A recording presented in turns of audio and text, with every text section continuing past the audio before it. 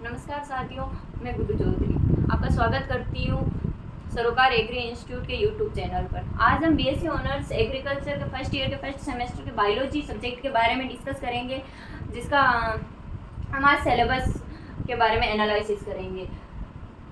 इसका टाइटल है introductory biology, जिसका वर्ड है बायो 111। फर्स्ट चैप्टर है जीव जगत का परिचय।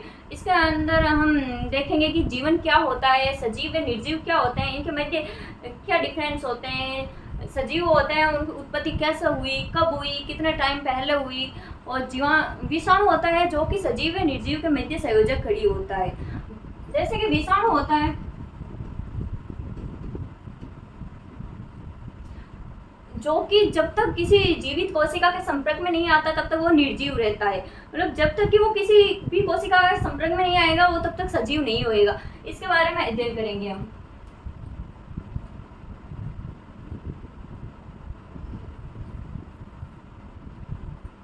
और नेक्स्ट टॉपिक है जीवन की विभिन्नता और विशेषताओं के बारे में। जैसे कि इनके विभिन्न प्रकार व विभिन्नता में इनके प्रकार। जैसे जीवन क्या होता है, इसके विभिन्न प्रकार होते हैं। जैसे जैव विविधता अपन अध्ययन करेंगे। इसके अंदर जैव विविधता क्या होती है, जीवों के अंदर पाई जाने वाली विविधता, जैसे उनके वृद्धि, विकास, उत्सर्जन, परिसंचरण तंत्र, उनके बारे में क्या क्या विविधताएं होती है। और इसमें सेकंड पॉइंट अपन देखेंगे कि जीवन की विशेषताएं क्या होती है। पादप तथा जंतु जगत के लक्षण क्या होते हैं। जैसे जंतु होते हैं वो किस प्रकार जीवन जीते हैं, पादपों का अलग होता है और जंतुओं का अलग होता है। और इसमें थर्ड नंबर टॉपिक है जीवन की उत्पत्ति। मतलब जीवन की उत्पत्ति कब हुई थी, कैसे हुई थी, ब्रह्मांड, पृथ्वी तथा जीवन की उत्पत्ति कितने समय पहले हुई तथा किन परिस्थितियों में हुई थी, ये भी हम इसी टॉपिक के अंदर देखेंगे। तथा और जीव जंतुओं को विभिन्न जातियों कितने समय तथा वे और किस प्रकार विकसित हुई। जैसे कि जीव जंतु किस प्रकार से उनकी उत्पत्ति हुई है, किस प्रकार से उनकी वृद्धि हुई, विकास हुआ, उनके अंदर विभिन्न अंगों का विकास किस प्रकार से हुआ, हम सब इसी के अंदर देखेंगे। नेक्स्ट टॉपिक आता था अपना विकास और सुजैनिकी। विकास और सुजैनिकी क्या होता है, इसके अंदर जीव का विकास और इसके प्रभाव तथा इसमें कौन कौन से क्या क्या होता है वो सब देखेंगे।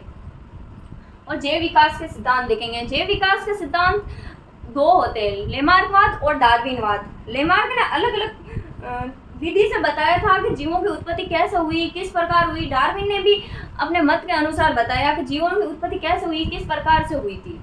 तो उसके बाद में हम देखें उत्परिवर्तन का सिद्धांत। उत्परिवर्तन क्या होता है, किसी भी जीव में जो जीन होते हैं उनमें अचानक से आने वाला परिवर्तन, जिससे कि जीव के गुणों में विभिन्नता आ जाती है, उसे उत्परिवर्तन कहते हैं। और उत्परिवर्तन को सबसे पहले ह्यूगो डी व्रीज नामक के वैज्ञानिक ने देखा था। इसका अध्ययन करेंगे। इसमें नेक्स्ट आता 5 नंबर, उसमें द्विनाम नामकरण और वर्गीकरण पद्धति। इसमें देखता है किसी भी जीव का साधारण नाम होता है, इसका नाम होता है। साधारण नाम क्या होता है, किसी भी साहित्य की जो सामान्य भाषा होती है उसमें उस जीव को किस नाम से बोला जाता है उसको साधारण नाम बोलते हैं। जिस प्रकार से स्थान बदलते हैं, जगह बदलती है, उस प्रकार से उस जीव का नाम भी बदलता जाता है। ऐसे तो बहुत सारे मतलब जीवों के अलग अलग नाम हो जाते हैं, तो हम उस जीव के नाम के बारे में ज़्यादा जानकर मतलब समझ नहीं पाते हैं, इसीलिए वैज्ञानिकों ने वैज्ञानिक नाम दिए। उस वैज्ञानिक नाम में ऐसा है कि एक जीव होता है उसका मतलब नाम होता है जो फिक्स कर देते हैं वैज्ञानिक नाम। और वैज्ञानिक नाम में वंश व जाति का नाम आता है। वैज्ञानिक नाम दिया, उसमें जो नाम होता है उसमें पहला शब्द होता है वो वंश का होता है और दूसरा जाति का होता है।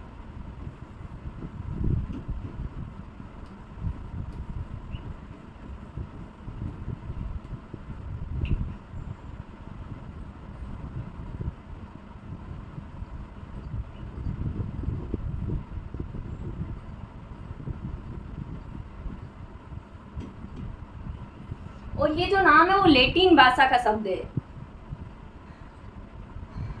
इसी में अगला टॉपिक देखेंगे वर्गीकी, जिसे कि कैरोलस लीनियस नाम के वैज्ञानिक ने दी थी। वर्गीकी के अंदर ऐसा होता है कि जीवों को उनके जगत, वंश, कुल इसके बारे में अध्ययन करते हैं कि किसी जीव का वंश क्या है, किस वंश से है, किस कुल से है, किस जगत से है, किस जाति से है, इसके बारे में अध्ययन करते हैं। अपना नेक्स्ट चैप्टर है कोशिका व कोशिकांगों का परिचय। कोशिका क्या होती है, कोशिका सर्वप्रथम किसने अध्ययन किया था, इसके बारे में देखेंगे। कोशिका जीवों की संरचनात्मक व क्रियात्मक इकाई होती है, उसे कोशिका कहते हैं। और कोशिका का सर्वप्रथम अध्ययन 1664 में रॉबर्ट हुक ने किया था, जो कि कोर कोशिका थी, जिसे सेलुला बोला था। उसके बाद में इसका नाम बदल के सेल कर दिया, जिसे कोशिका कहते हैं। और कोशिका के अध्ययन को कोशिका विज्ञान कहते हैं। इसके बाद में कोशिकांगों का परिचय। कोशिकांग बहुत सारे होते हैं, जैसे राइबोसोम, माइटोकॉन्ड्रिया, गोल्जी इकाई, तारक केंद्र, तारकाई, इन सब के बारे में अपन इसमें अध्ययन करेंगे। नेक्स्ट आता है कोशिकांगों की संरचना और कार्य के बारे में। इसके बारे में ऐसा होता है, कोशिकांग जैसे कि माइटोकॉन्ड्रिया है, उसकी संरचना कैसी होती है, वो क्या क्या कार्य करता है, राइबोसोम क्या होता है, वो किस प्रकार से काम करता है, उसके बारे में अध्ययन करेंगे। जैसे लाइसोसोम होता है, उसे आत्मघाती थैली भी कहा जाता है। उसमें ऐसे एंजाइम होते हैं जो स्वयं ही उसको नष्ट कर देते हैं। इसके आगे हम अगला चैप्टर पढ़ते हैं, अगले चैप्टर के बारे में देखते हैं। ऊतकों की संरचना और कार्य के बारे में। ऊतक किस प्रकार होते हैं, कैसे होते हैं, इनकी संरचना क्या होती है और कार्य क्या होते हैं। कोशिकाएं मिलकर ही ऊतकों का निर्माण करती है और ऊतक मिलकर ही अंगों का निर्माण करते हैं। ऊतक भी 3-4 प्रकार के होते हैं, जैसे संयोजी ऊतक। सर्वप्रथम इसमें संयोजी ऊतक को ही माना जाता है। नेक्स्ट चैप्टर, इसमें हम देखेंगे 9 नंबर टॉपिक, समसूत्री विभाजन। समसूत्री विभाजन में ऐसा होता है, जिस कोशिका का विभाजन होता है उससे जो 2 नई कोशिकाएं बनती है, उनमें भी गुणसूत्र सेम होते हैं। जैसे कि इसमें 2n हो तो इसमें भी 2n होगा और इसमें भी 2n होता है। इसको 4 भागों में बांटा गया, प्रोफेज, मेटाफेज, एनाफेज, टीलोफेज। इससे नेक्स्ट है अर्धसूत्री कोशिका विभाजन।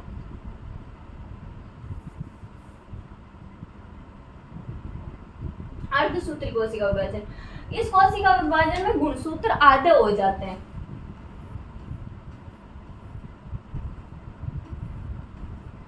अगर ये कोशिका में गुणसूत्र 2n है तो इनमें n और n आधे आधे हो जाते हैं। और ये कोशिका विभाजन है, ये 2 प्रकार का होता है, meiosis first and meiosis second. Meiosis first में जो कोशिका उसमें भाग होता है प्रोफेज, मेटाफेज, एनाफेज, टीलोफेज, ये सारे फर्स्ट होते हैं। उसके बाद में इस समसूत्री में ऐसा होता है कि इसके जस्ट बाद में, कोशिका विभाजन के जस्ट बाद में केंद्रक द्रव्य का विभाजन होता है। और अर्धसूत्री में ऐसा होता है कि कोशिका विभाजन फर्स्ट होता है, उसके बाद में डायरेक्ट केंद्रक द्रव्य का विभाजन ना होकर के अर्धसूत्री विभाजन सेकंड होता है। उसमें भी ऐसा होता है, prophase first, anaphase first, metaphase first, telophase first, ऐसा होता है। इसके आगे नेक्स्ट 11 नंबर टॉपिक, इसमें पुष्पीय पौधों की आकारिकी, सामान्य आकारिकी विज्ञान, जड़ और उसके रूपांतरण। मतलब जड़ किस प्रकार होती है, उसके क्या क्या रूपांतरण होते हैं। जैसे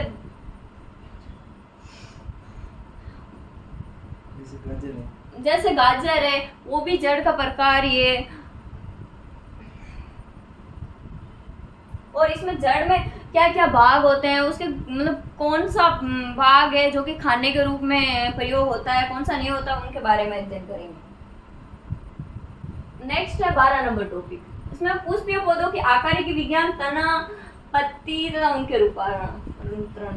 तना होता है, तने के कौन कौन से रूपांतरण होते हैं, वो किस किस रूप में परिवर्तित होता है। पत्ती जैसे पालक वगैरह, धनिया, इनके रूप में किस किस रूप में रूपांतरित होता है, उनके बारे में देखेंगे। नेक्स्ट है पुष्पीय पौधों की आकारिकी विज्ञान, पुष्प एवं फल, उनके रूपांतरण। पुष्प होता है जैसे पत्ता गोभी, फूल गोभी, ये सारे पुष्पीय होते हैं।